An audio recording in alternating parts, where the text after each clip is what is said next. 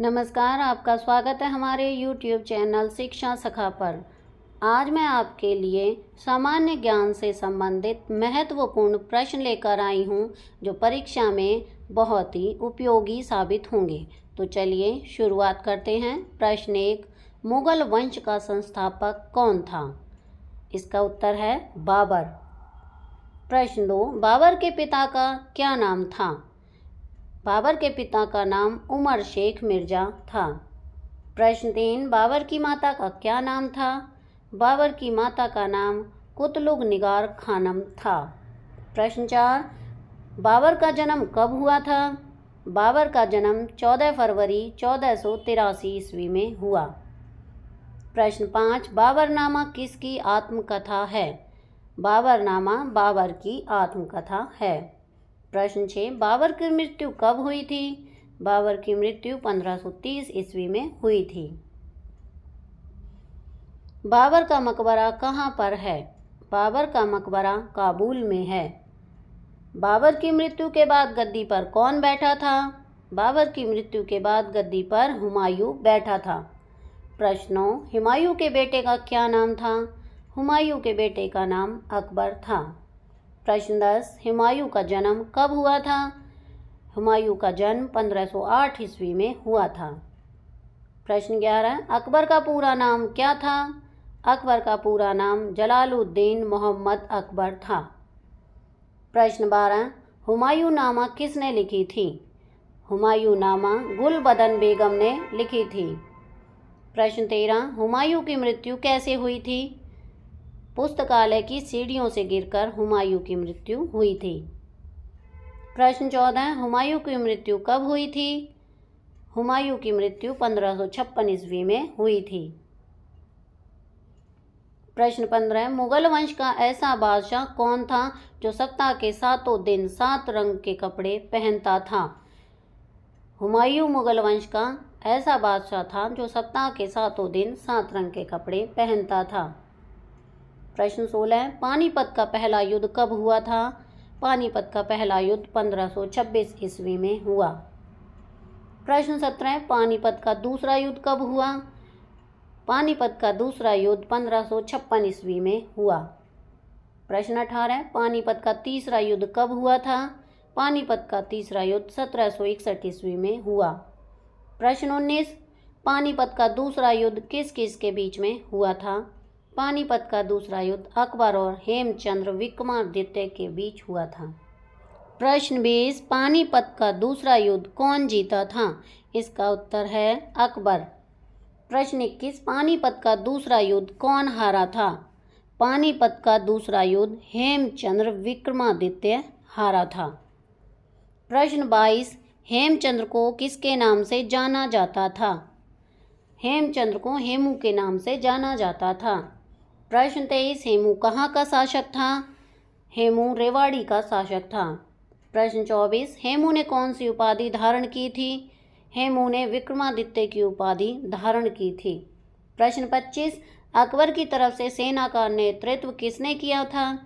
अकबर की तरफ से सेना का नेतृत्व बैरम खान ने किया था। प्रश्न 26, अकबर का संरक्षक कौन था?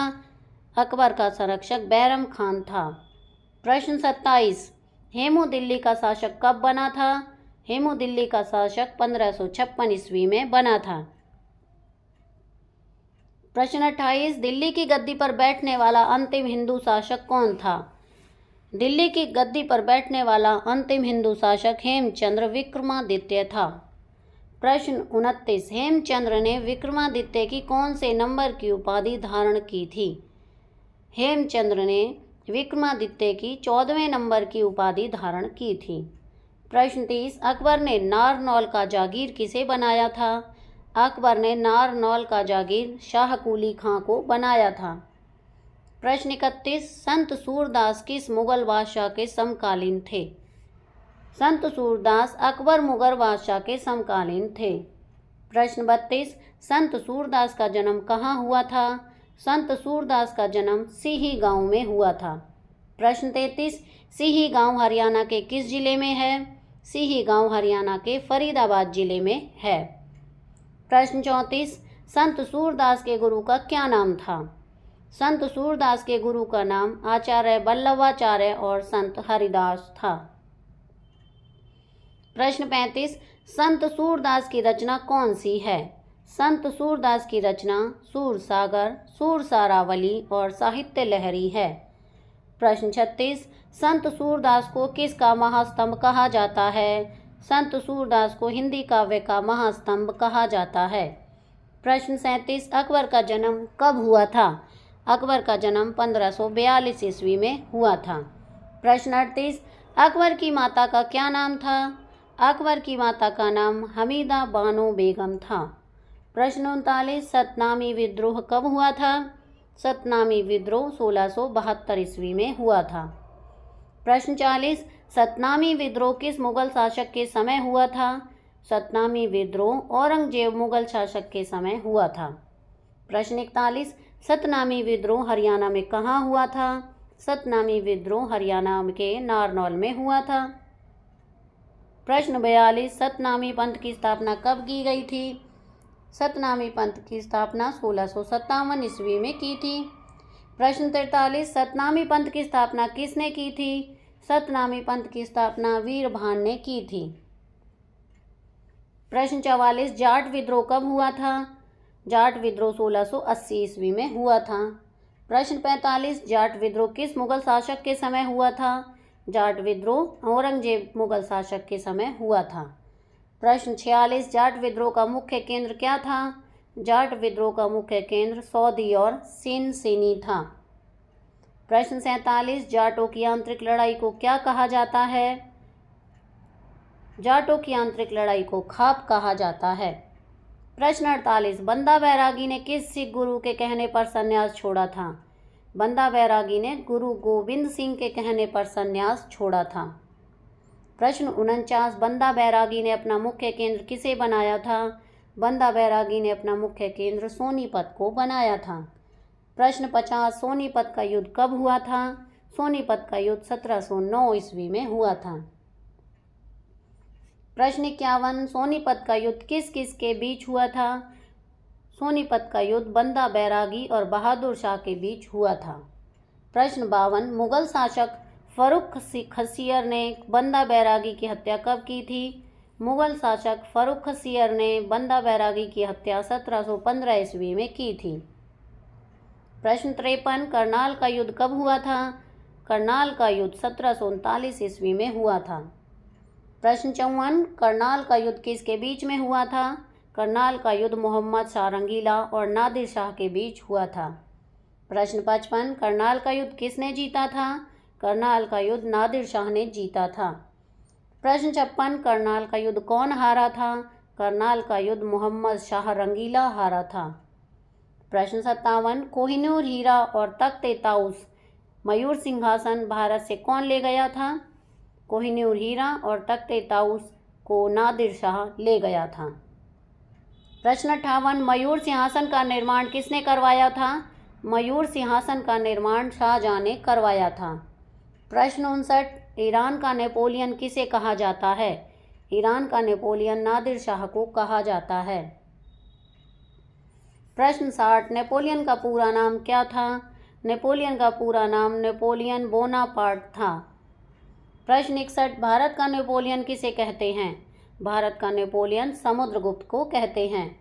प्रश्न 62, किस युद्ध के बाद मुगल साम्राज्य छोटे छोटे टुकड़ों में विभाजित हो गया था? करनाल युद्ध के बाद मुगल साम्राज्य छोटे छोटे टुकड़ों में विभाजित हो गया था। प्रश्न 63, हरियाणा मराठों के अधिकार में पूरी तरह कब आया था? हरियाणा मराठों के अधिकार में 1756 से 57 ईस्वी के मध्य आया था। प्रश्न 64, पानीपत का तीसरा युद्ध कब हुआ था? 1761 में पानीपत का तीसरा युद्ध हुआ था। प्रश्न 65, पानीपत का तीसरा युद्ध किस किस के बीच हुआ था? पानीपत का तीसरा युद्ध मराठों और अहमद शाह अब्दाली के बीच हुआ था। प्रश्न 66, पानीपत का तीसरा युद्ध कौन हारे थे? मराठे पानीपत का तीसरा युद्ध हारे थे। प्रश्न 67, पानीपत के तीसरे युद्ध में मराठों का नेतृत्व किसने किया था? सदाशिवराव भाऊ ने पानीपत के तीसरे युद्ध में मराठों का नेतृत्व किया था। प्रश्न 68, महादजी सिंधिया ने दिल्ली पर आक्रमण कब किया था?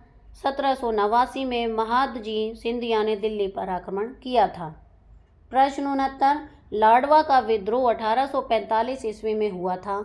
इसका नेतृत्व किसने किया था? इसका नेतृत्व अजीत सिंह ने किया था। प्रश्न 70, जॉर्ज थॉमस कहाँ का निवासी था? जॉर्ज थॉमस आयरलैंड का निवासी था। प्रश्न 71, जॉर्ज थॉमस ने अपनी राजधानी किसे बनाया था? जॉर्ज थॉमस ने झांसी को अपनी राजधानी बनाया था। प्रश्न 72, जॉर्ज थॉमस ने अपनी राजधानी झांसी को कब बनाया था? 1797 में जॉर्ज थॉमस ने झांसी को अपनी राजधानी बनाया था। प्रश्न 73, जॉर्ज थॉमस की मृत्यु कब हुई थी? 1802 ईस्वी में जॉर्ज थॉमस की मृत्यु हुई थी। प्रश्न 74, सुरजी अंजन गांव की संधि कब हुई थी? सुरजी अंजन गांव की संधि 1803 ईस्वी में हुई थी। प्रश्न 75, सुरजी अंजन गांव की संधि किस किस के बीच में हुई थी? सुरजी अंजन गांव की संधि मराठों और अंग्रेजों के बीच में हुई थी। प्रश्न 76, हरियाणा का पूर्ण रूप से अधिकार अंग्रेजों ने कब कर लिया था? हरियाणा पर पूर्ण रूप से अधिकार अंग्रेजों ने 1809 से 10 ईस्वी में कर लिया था। प्रश्न 77, जींद का विद्रोह 1814 ईस्वी में हुआ था।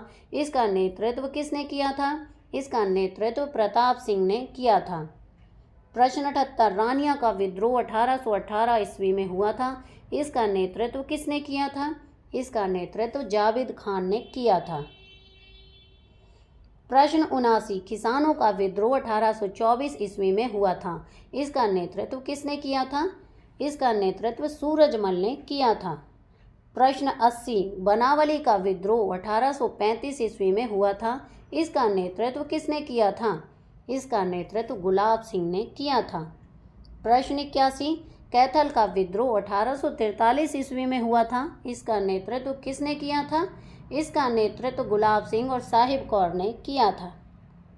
प्रश्न 82, बलबन ने मेवात पर प्रथम आक्रमण कब किया था? बलबन ने 1260 ईस्वी में प्रथम आक्रमण किया था। प्रश्न 83, बलबन ने मेवातियों पर द्वितीय आक्रमण कब किया था? बलबन ने मेवातियों पर द्वितीय आक्रमण 1265 ईस्वी में किया था। प्रश्न 84, बलबन की उपाधि कौन सी थी? जिले इलाही बलबन की उपाधि थी। प्रश्न 85, जिले इलाही का अर्थ क्या है? जिले इलाही का अर्थ खुद को अल्लाह मानना है। प्रश्न 86, तुर्कान ए चहलगानी को समाप्त किसने किया था? बलबन ने समाप्त किया था। प्रश्न 87, दिल्ली सल्तनत के किस शासक ने नवरोज त्यौहार को शुरू किया था? बलबन ने शुरू किया था। प्रश्न 88, बलबन ने दो कौन सी प्रथाएं शुरू की थीं? सिजदा और पैबोस 2 प्रथाएं शुरू की थीं। प्रश्न 89, बलबन ने हरियाणा में जंगल क्यों कटवा दिए थे? बलबन ने हरियाणा में जंगल मेवातियों से निपटने के लिए कटवा दिए थे। प्रश्न 90, गुलाम वंश का अंतिम शासक कौन था? गुलाम वंश का अंतिम शासक शमसुद्दीन कैमूर था। प्रश्न 91, बलबन ने हरियाणा में कितने इक्के बनवाए थे? 2 इक्के बनवाए थे। प्रश्न 92, बलबन ने हरियाणा में कौन कौन से इक्के बनवाए थे? बलबन ने सोनीपत और कैथल में इक्के बनवाए थे। प्रश्न 93, गुलाम वंश का अंतिम शासक शमसुद्दीन कैमूर की हत्या कौन करता है? जलालुद्दीन फिरोज खिलजी ने अंतिम शासक की हत्या की थी। प्रश्न 94, खिलजी वंश की स्थापना कौन करता है? खिलजी वंश की स्थापना जलालुद्दीन फिरोज खिलजी ने की थी। प्रश्न 95, खिलजी वंश को खिलजी क्रांति किसने कहा था? मोहम्मद हबीब ने कहा था। प्रश्न 96, दिल्ली सल्तनत का पहला कौन सा राजवंश था जिसने दक्षिण भारत को जीता था? वह था खिलजी वंश। प्रश्न 97, दिल्ली सल्तनत का सबसे वृद्ध सुल्तान किस वंश का था? सबसे वृद्ध सुल्तान खिलजी वंश का था। प्रश्न 98, दिल्ली सल्तनत का सबसे वृद्ध सुल्तान कौन था? जलालुद्दीन फिरोज खिलजी सबसे वृद्ध सुल्तान था। प्रश्न 99, दिल्ली सल्तनत का ऐसा कौन सा शासक था जो कभी सिंहासन पर नहीं बैठा था? वो था जलालुद्दीन खिलजी। प्रश्न 100, अलाउद्दीन खिलजी का जलालुद्दीन फिरोज खिलजी से क्या संबंध था? दामाद और भतीजे का था। प्रश्न 101, जलालुद्दीन फिरोज खिलजी की हत्या कौन करता है? जलालुद्दीन की हत्या अलाउद्दीन फिरोज खिलजी करता है। प्रश्न 102, जलालुद्दीन फिरोज खिलजी की हत्या कहाँ पर होती है? जलालुद्दीन फिरोज खिलजी की हत्या कड़ा मनी कपूर में होती है। प्रश्न 103, अलाउद्दीन खिलजी ने किसके साथ विवाह किया था? छत्रपाली के साथ विवाह किया था। प्रश्न 104, जलालुद्दीन के बाद गद्दी पर कौन बैठता है? अलाउद्दीन खिलजी बैठता है। प्रश्न 105, तुगलक वंश की स्थापना किसने की थी? गयासुद्दीन तुगलक ने की थी। तो यहाँ पर हमारी ये वीडियो समाप्त होती है। आपको मेरी ये वीडियो कैसी लगी मुझे कमेंट करके ज़रूर बताएं। वीडियो को लाइक करें, शेयर करें और चैनल को सब्सक्राइब करना ना भूलें। Thank you.